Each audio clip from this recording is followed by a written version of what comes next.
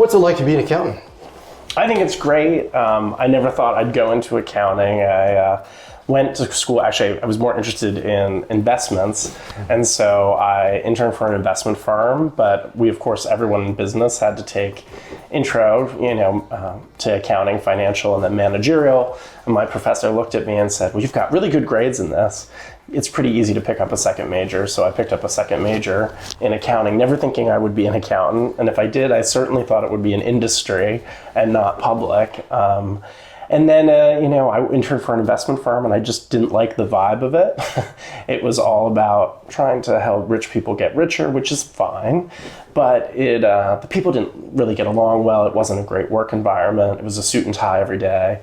And for the most part, I just didn't love it. And it was a tough time economically. The markets had crashed, and so clients were very grumpy. And so there wasn't really much you could do other than try to talk them through it. And so then after I graduated, I had a job offer to work here at a CPA firm, and I really found to enjoy it. And I never thought I would be here for as long as I was, quite frankly, and then took over the business 3 years ago. But I think being an accountant is a great thing, and it's a lot of fun. And most jobs, like when you go and I got my master's degree, and you talk about organizational behavior and what makes people happy and motivates them, and quite honestly, it's really a lot about the people you work with.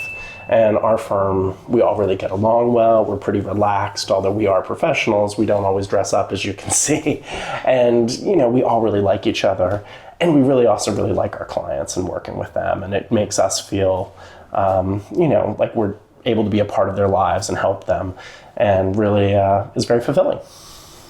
And so this is a medium to small size firm, and you're the owning partner. And so you worked your way up from sort of like a staff accountant role up to... Absolutely. That's cool. Yep. Wow. Yeah, so I started in 2007 after college, and then 3 years ago, I bought out the founder. And I have another partner who's going to be retiring in 2 years, and we have another younger CPA who's ready to buy in. And so we're working through that transition now. That's so cool.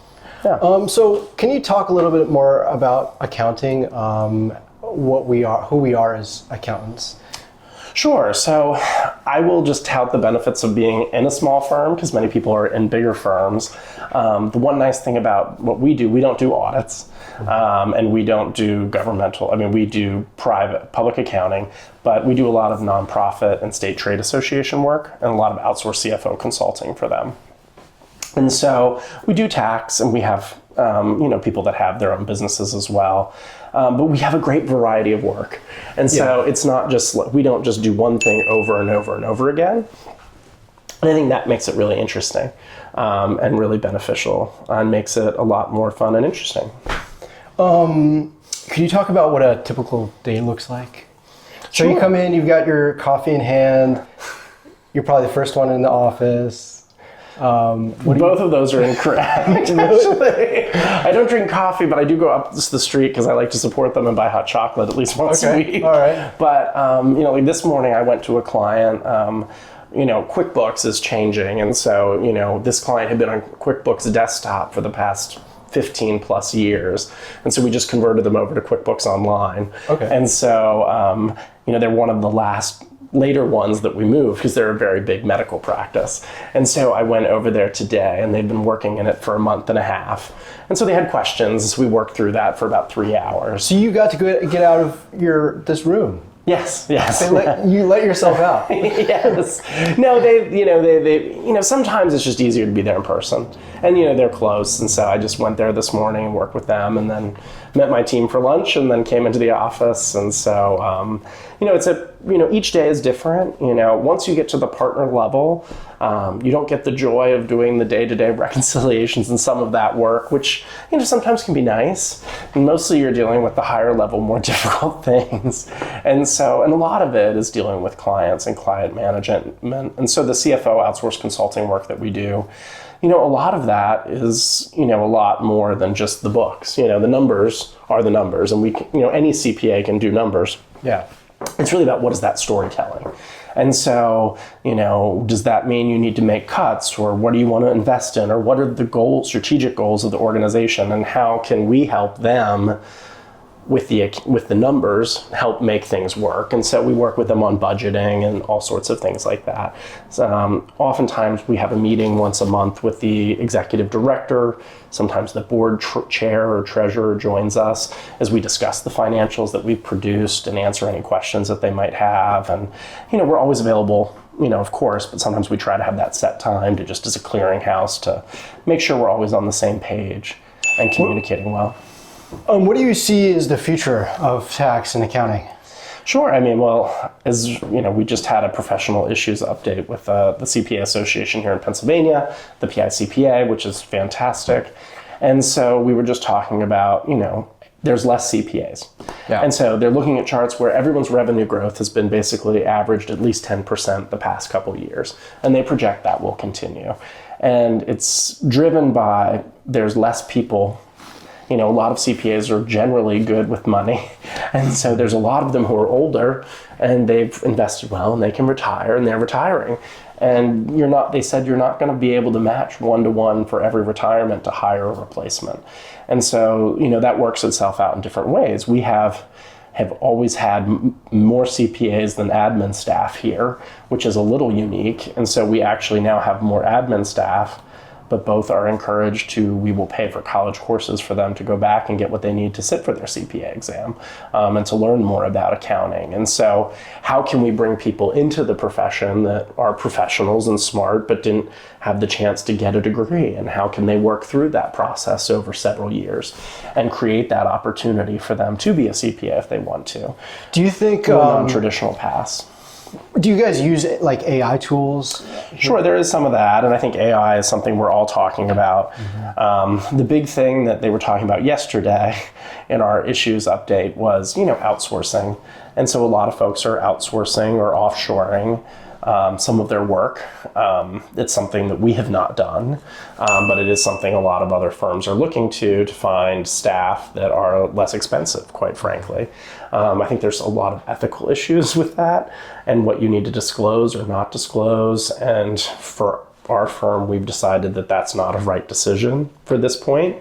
And obviously, if we were to do it, we'd want to communicate that to our clients.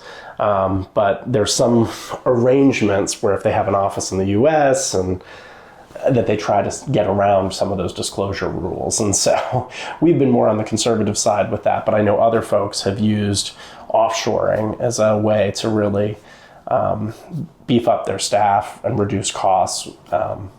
But AI, I think, is a great solution. I think even simple things like switching from QuickBooks Desktop to QuickBooks Online, where you now have the bank feed and the credit card feed and all of that information pull in, and it's all in the cloud.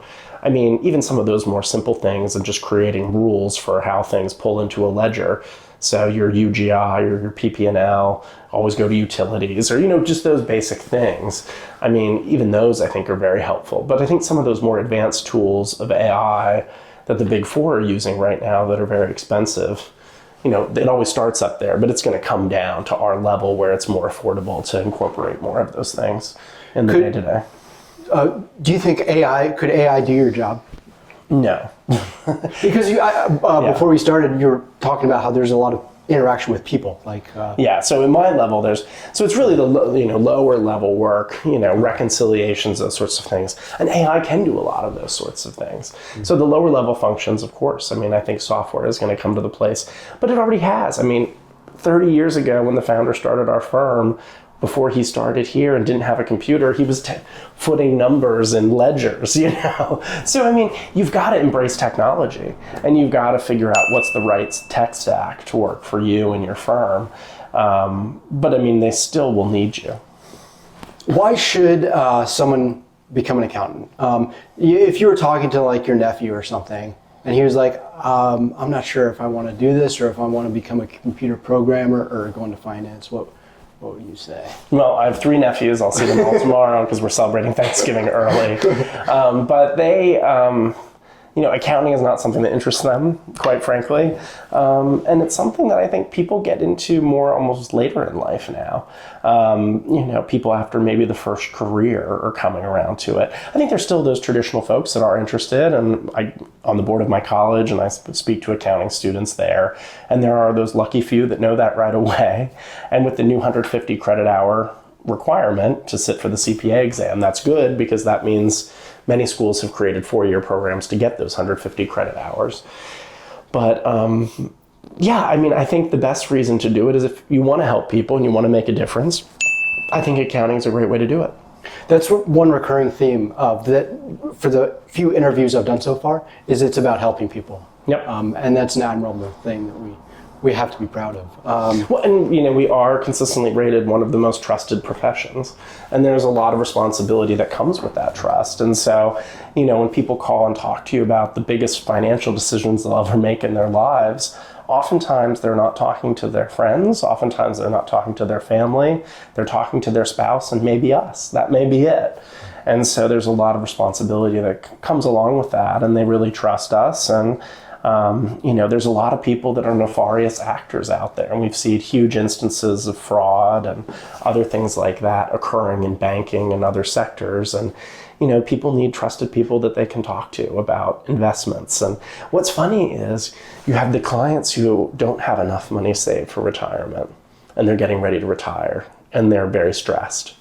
And then I have my high net worth clients who have so much money, they don't know how they're going to spend it all or invest it well, and are stressed. And so it almost doesn't matter how much money you have. People are just completely stressed about money. And so you've got to talk to people about what really matters, because every person is different. And, I can't tell a person what the best thing is for them without really knowing what their goals are. And so it's very personalized. And, some people, I was on the phone with someone the other week, and they said, my bank account keeps going up. I keep getting my required minimum distributions. And I'm thinking, what am I going to do with all of this money? I wish I had that problem. Exactly, right? But they want to maybe give it away. And they want to know how they can give it away and know that it will be used in something meaningful and can create a legacy. Other people want to make sure they're good stewards of it for future generations, for their kids or relatives. Or their loved ones. Maybe they have people in their family with special needs. And then maybe they realize their number one concern is to enjoy life as much as they possibly can. Because many people are concerned once they get to a certain age, they won't be able to do all the things they want. So, sometimes you're encouraging people to spend money if that's really what they want to do, and give them permission. That it's okay to go on that big trip and do that thing, because what's the point of having money if you can't enjoy it? You don't want to be irresponsible, but some of these people have been so responsible, and now they have some regrets they haven't done other things because they've just worked their whole lives. So it's trying to figure out that balance and work with them on it. That's something to consider. For young people who may be watching this, like, maybe you don't need to work as hard as you do. I mean, things are going to be okay. Well, it's like my dad. My dad looks at me and he says, "You're always traveling." And it's like, well, what's the point? What's the point of working if you don't do things? And because you can work remotely.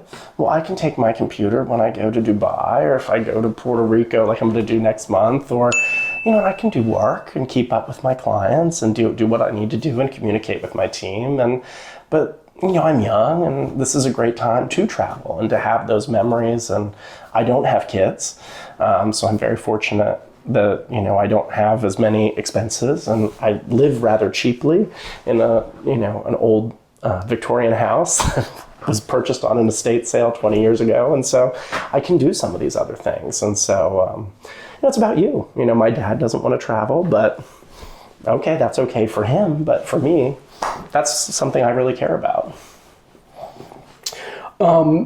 Did you always want to be an accountant? Can you No. take us back? I never thought I'd be an accountant. I thought for sure, when I was young, I convinced my dad to open up a brokerage account for me. And I started trading in junior high. And my dad had to sign off on all my trades. And I would watch CNBC almost every day when I got home from school or before I went to school. And I would get Forbes magazine, and I would, as soon as my Forbes would come every 2 weeks, I would run back into my room, close the door, lock it, and read it cover to cover. I was a big nerd. So, Some people read Playboys, some people read Forbes. yes. I was a very weird child, and it is what it is, and I think that's the good thing about getting older. You realize that you don't need to be like everyone else. You can do what you love, and that's okay. You just need to do what makes you happy, and you don't need approval from other people, So I do think that, I thought I was going to go into investments. But investments is also the same kind of personalized, working with people, creating plans, helping them achieve their goals. So it's a lot of the same sort of thing. But accounting has just been a different way of doing that.